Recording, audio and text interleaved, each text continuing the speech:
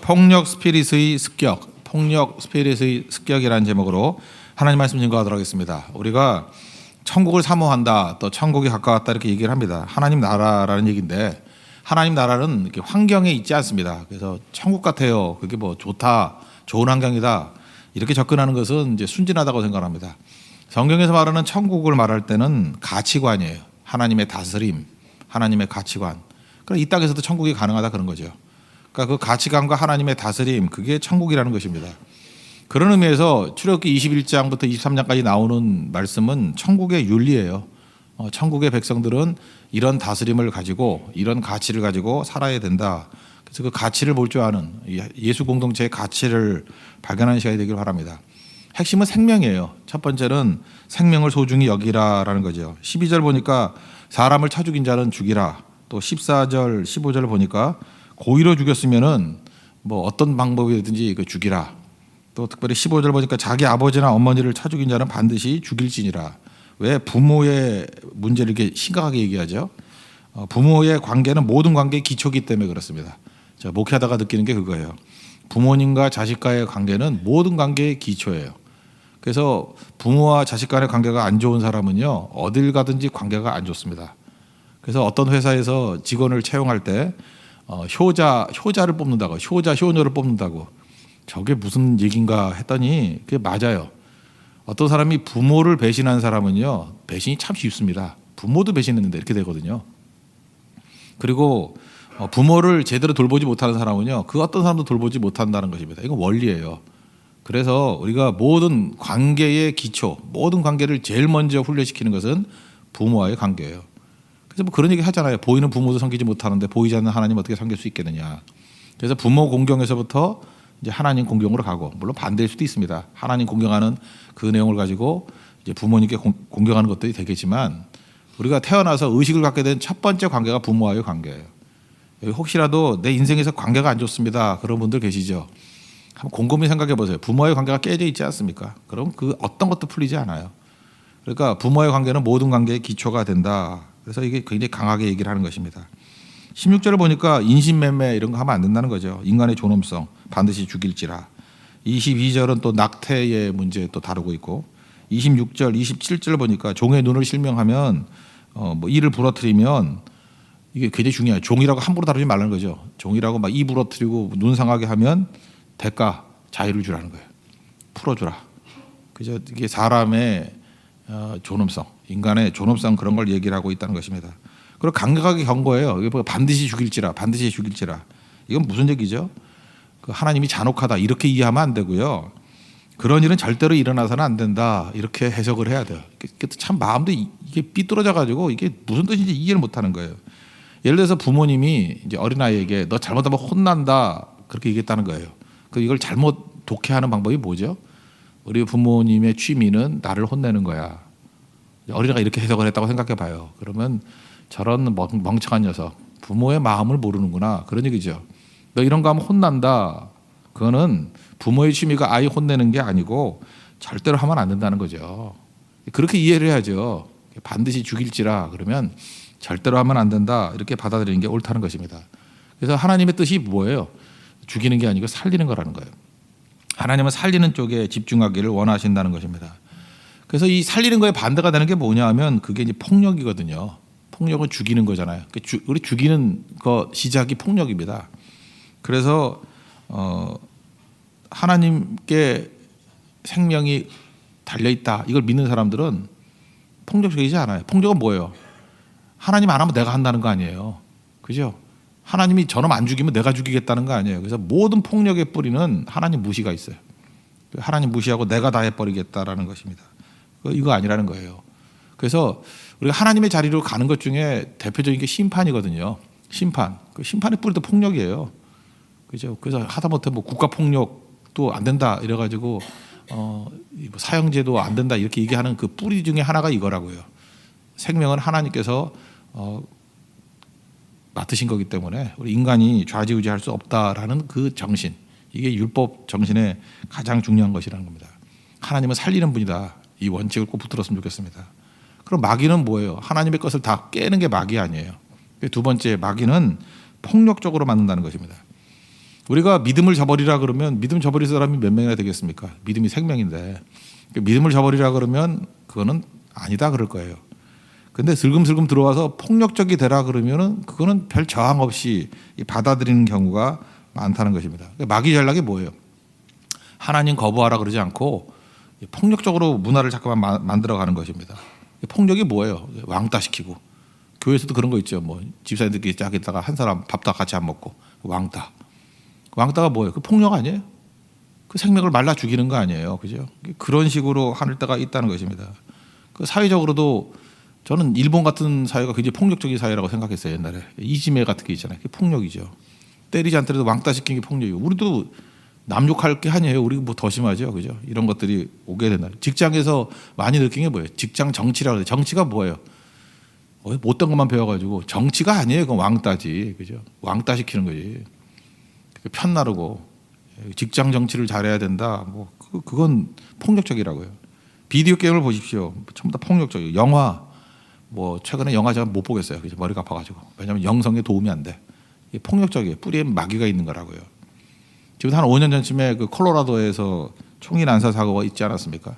나 그 영화 볼 때마다 그래요. 내가 어렸을 때부터 좋아했던 게 배트맨이거든요. 배트맨 하면서 막 로빈하고 나오고. 그때 제일 멋있던 게 자동차예요. 뭐 어떻게 타는지 꼭대기 내려오면 자동차가 나오고 막 그래요. 참 멋있었고 그랬는데 요즘에 배트맨은 그거보다 훨씬 폭력적이에요. 옛날에 정의의 사도였는데 이제 폭력이에요, 폭력. 그죠? 그 배트맨 다크 나이트 뭐 어둠의 기사인가 보죠. 다크 나이트 라이즈 해가지고 굉장히 폭력적이에요. 그거 보다가 어떤 콜로라도 대학 다니던 주립대학 다니던 녀석이 너무 환상에 빠진 거예요. 현실과 영화를 구분을 못한 거예요. 한 10번 봤대요 그거를. 그러고 난 다음에 거기 조커라고 있죠. 그 나쁜 놈. 조커 복장을 하고 연막탄을 터뜨린 거예요.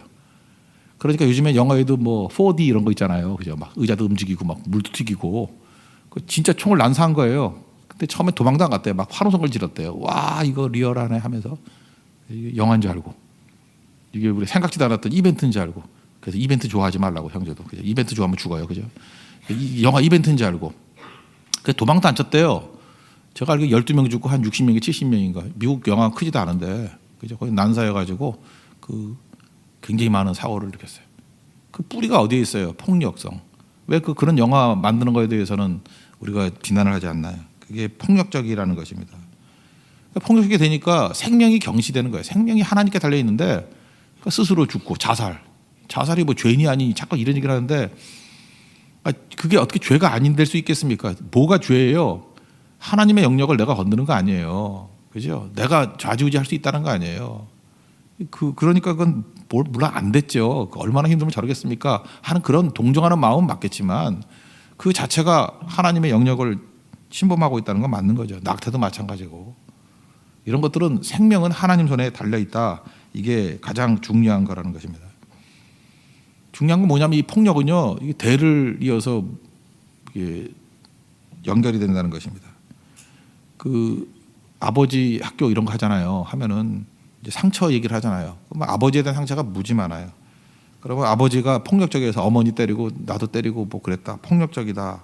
그래요. 그럼 나는 다시는 안 한다 그러잖아요. 근데 그 아버지 학교 이런 거 나중에 보고서 이렇게 보면은 깜짝 놀라는 거예요. 나는 더한 사람이 돼 있는 거예요. 왜 그러죠? 인생 살다 보면 갈등이 있잖아요. 문제가 생기죠. 그런데 갈등과 문제는 만만한 게 아닙니다. 근데 정신을 온통 뺏어가 버리는 거예요. 그러니까 정신이 없는 거죠. 제정신이 안 되는 거예요. 그럼 그때는 문제를 해결해야 되잖아요. 근데 자기가 보고 들은 거, 문제 해결 방법이 폭력밖에 없어요. 그러니까 그거 쓰는 거예요. 여러분 그래서 신앙생활이 왜 중요한지 아십니까? 여러분 자녀들이 이렇게 오잖아요. 그러면 우리 성교 같은 데 같이 가잖아요. 어린아이들. 가면 이제 문제가 생기잖아요. 문제가 생길 때 어떻게 풀어요? 뭐 이거 막 항의하고 뭐 이런 식으로 풀지 않잖아요. 우리는. 금식하면서 기도하고 하나님 도와달라고.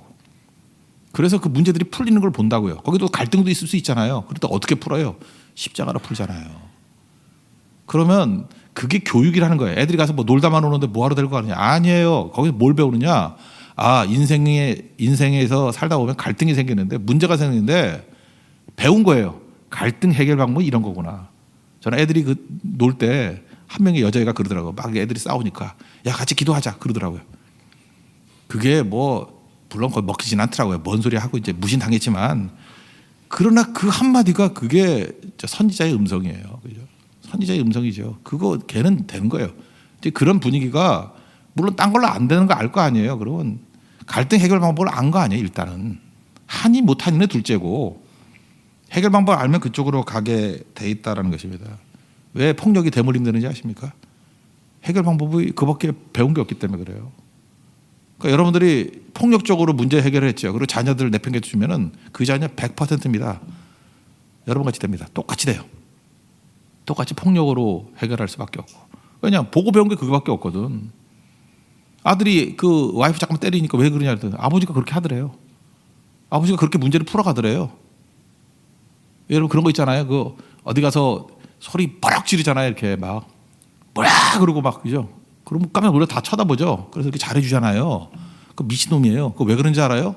그 제대로 교육을 못 받아서 그래요. 그게 자기가 좋아서 그렇게 해주는 게 아니라 더러워서 그런 거거든.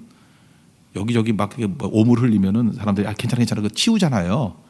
지가 똥된 걸 모르는 거예요. 그러니까 버럭 소리 지르면 되는 건지 알죠? 왜요? 배운 게 그거밖에 없거든. 정말 약자거든요. 그러니까 그 못 배운 놈들이 진짜 제대로 된 말씀을 못 배운 놈들이 근데 그러고 다닌다고 소리 지르고 교회에서도 그래요. 소리 지르고 그런 사람도 있어요. 그게 오래 걸리는 거예요. 그게 굉장히 중요한 거죠. 근데 마귀는 이런 식으로 폭력적으로 대처하게 만들고 폭력을 대물림하게 만든다는 것입니다. 이건 언어도 마찬가지예요. 이게 뭐 주문만 쓰는 게 아니라 언어 폭력도 있는 거죠. 그래서 17절 보니까 자기의 아버지나 어머니를 저주하는 자도 반드시 죽이라. 저주가 뭐예요? 언어 폭력이죠. 언어 폭력. 그래서 마태복음 5장 21절, 22절 산상수훈에도 말씀하시잖아요. 살인하면 심판을 받게 된다라고 하는 것을 너희가 들었다. 이제 그러나 이제 뭐 헌법 재판관하고 비슷한 용법이죠. 뭐 말하고 하다. 그러나 그리고 그다음 말씀하잖아요. 그죠? 형제에게 노하는 자마다 심판받게 되고 라가라는 게 바보란 뜻이거든요. 바보, 멍충이, 쪼다 뭐 이러면서 욕을 하면 공회에 잡혀가게 되고 지옥불에 들어가게 되리라. 이게 뭐예요? 언어 폭력이에요. 말은 아무것도 아니다. 누가 그래요? 이 말로 하는 게 얼마나 심한 건데 오히려 더 한 대 맞고 마는 게 낫지. 그죠? 그 오히려 언어로 하는 게 더 문제가 되는 거죠. 언어 폭력 예를 한번 들어보면 이게 지금 여자분들이 정말 해결해야 되는데 그 여자분들은 괜찮은 것 같은데 시어머니가 되는 거 왜 이렇게 악해져요? 요즘에도 그런가? 예비 시어머니 때문에 파혼이 된 케이스를 하나 설명을 해드릴게요. 그 예쁜 딸이 있습니다. 딸이 있는데 이분이 이제 남자친구하고 사귀어서 이제 결혼하려고 상견례를 하게 됐어요. 근데 아버지가 그 한 2, 3년 전에 사고를 당해가지고 척추 마비가 됐어요. 그래서 휠체어를 타고 이렇게 상견례장에 나오셨어요. 참 딸 결혼한다고 힘들게 나온 거죠. 그 휠체어 타고 나온 아버지를 보는 순간에 그 시어머니 될 사람이 얼굴이 확 변하더라는 거예요. 그리고 가만히만 있으면 되는데 왜 여자들이 이렇게 나이만 들면 악해지는지 모르겠어요. 아 그냥 그 입에다가 그냥 그 미싱을 했으면 좋겠는데 이렇게 얘기하더래요. 아이고 뭐 사돈어른 안 됐네요. 그러면서 휠체어 타고 딸 결혼식에 나오지 못해서 안 됐네요. 뭐 이렇게 얘기하더라는 거예요. 그죠? 휠체어를 탔기 때문에 딸 결혼식에 못 나오게 됐으니까 안 됐대. 미리 그냥 예단하는 거죠. 그죠? 그렇게 귀하게 키운 딸인데 결혼식에 못 오니 마음 아프시겠어요? 이렇게 미리 그러더라는 거예요. 뭐 어리둥절한 거죠. 뭔 소리 하는 거야? 무슨 얘기예요? 적당히 끝나고 난 다음에 그 남자를 통해서 얘기를 들어보니까 휠체어 탄 그 신부 아버지 못 본다는 거예요. 창피해서 못 본다는 거예요. 오면 안 된다는 거예요. 그렇게 얘기를 하는 그 여자가 이게 말이 되는 겁니까? 그죠? 그래서 다시 한번 확인하고 했는데 안 되더라는 거예요. 그래서 마지막 그 시어머니 될 사람하고 이 며느리가 마지막 얘기를 하는데 이제 뭐 더 얘기하기 싫다. 그러면 따로 하자. 그래서 여자가 결혼 못 하겠다 그랬대요. 그랬더니 마지막 문자를 보냈는데 너는 결혼식이 애들 장난인지 아냐? 그래 차라리 잘 됐다. 그래 그 좀 심한 말을 해서 다리 못 쓰는 뭐뭐뭐 니네 아버지 평생 모시고 살아라. 그러고 끝났대요. 이건 살인이에요, 살인. 그죠? 이 정도 아니라 할지라도 이 정도면 대못을 박는 거죠. 내가 볼 때 이 여자가 지적 장애인이에요. 그러다가 그 다음 주에 자기도 사고 나가지고 휠체어 타고 다녔다. 이건 제가 지어낸 얘기고. 그랬으면 참 좋겠다는 거예요. 그죠? 누구나 잠재적인 장애인이죠. 안 그래요? 누구나 다 잠재인이지. 그러면 동화죠. 그러면 동화인데. 그랬으면 좋겠다고요. 제가 소설 쓰면 그렇게 쓰겠는데. 경멸도 살인입니다. 경멸 살인. 그래서 그 다음에요. 이 분노의 뿌리. 이 살이 폭력의 뿌리는 분노예요. 폭력의 뿌리는 분노에 있다고. 분노. 분노를 잘 다스려야 됩니다. 요한일서 3장 15절 보니까 형제를 미워하는 자마다 살인하는 자니 이랬어요. 미움이 살인이에요. 미움. 살인하는 자마다 영생이 그 속에 거하지 않는다. 근데 그 살인, 이 폭력의 뿌리는 내 안에 이제 분노로부터 시작이 된다는 것입니다. 분노 못 다스리는 사람이 막 소리 지르고 떠드는 거예요. 그러니까 여러분 그러잖아요. 우리도 배설을 하잖아요. 화장실 가서 하는 거 아니에요? 분노 있으면요, 그 주님 앞에 가서 하든지 혼자 해요. 왜 교회 와가지고 그 공동체에서 그 분노를 터뜨려요? 그건 그런 거와 똑같은 거. 여기가 뭐 배설하는 화장실이에요? 영적 화장실이야? 그건 아니죠. 이런 바보들이 다 있어 이거. 그래서 사람들이 막 하는 이유가 뭐예요? 여기서 오물을 막 집어던지면 달래는 거 아니에요? 더러워서 달래는 게 더러워서. 그러면 상종 안 하려고. 근데 바보들 그걸 몰라요. 그게 삶의 방법인 줄 알고. 참 불쌍한 인간들이에요. 이제 분노 쌓지 말라는 것입니다. 그래서 이 영적 변비가 되는 거예요. 분노 해결 안 하면. 에베소 4장 26절 보니까 분을 내어도 죄를 짓지 말며 해가 지도록 분을 품지 말라. 분노는 오래 쌓아두는 거 아니라는 거예요. 십자가 앞에 들고 나가라는 거예요. 그럼 분노 이기는 방법이 뭡니까? 십자가예요. 십자가 앞에 나아가는 거죠. 예수님이 하신 일이 뭡니까? 십자가는 파워거든요. 상징 아니에요. 뭐 십자가는 상징이라고 생각하는데 아니, 십자가는 힘이에요. 파워예요. 모든 폭력을 잠재우는 거예요. 우리 속에 있는 폭력성이 있거든요. 마귀가 심겨진 폭력성, 분노. 이걸 다 끌어가지고 그죠? 어둠 속에 그냥 묶어두고 오셨어요, 주님이. 십자가는 그걸 묻어버리는 거예요. 묶어버리는 거예요. 그래서 우리 마음에 십자가를 세워야 돼요. 마음에 예수 그리스도의 십자가 있는 사람들이요, 분노가 힘을 발휘 못해요. 그냥 오면은 십자가를 묶어서 어둠 속에 가두어 버려요. 그래서 십자가 붙들고 사는 거예요. 십자가 없이 우리가 이길 수 없다는 것입니다. 그래서 이런 거예요. 십자가 있는 사람이 최고의 인생이에요. 십자가를 가슴에 세운 사람은 절대로 폭력적이지 않고요. 뿌리는 분노를 다스릴 줄 알고요. 분노는 그 매니징 해야 돼요. 컨트롤 해야 된다고. 십자가가 컨트롤하는 거예요. 매니징하는 거예요. 그래서 여러분들 이게 분노 잘 그 조절 못하는 사람은요, 그걸로 빵점이에요. 그 상종도 하지 마세요. 그 사람들. 그거는 병자로 취급해야 돼요. 그 사람은 그 치유가 필요한 사람이지 그 동력이 될 사람이 아니야. 우리에게도 초창기 때 그랬어요. 그 멀쩡한 사람인데 분노 조절 장애래. 우리 교육자들이 붙였어요. 그 누가 의사 다니는데 왜 그러냐? 그냥 우리끼리 붙였어요. 아무리 봐도 분노 조절 장애야. 멀쩡한데 별거 아닌 거에 못 참는 거예요. 그냥 얼굴이 벌게져가지고 폭탄 터뜨리고 난리 부리고. 그 병의 병. 그죠? 그게 분노 조절 장애라고. 근데 그게 무슨 병이냐면 죄의 병이에요. 마귀에게 사로잡힌 거예요.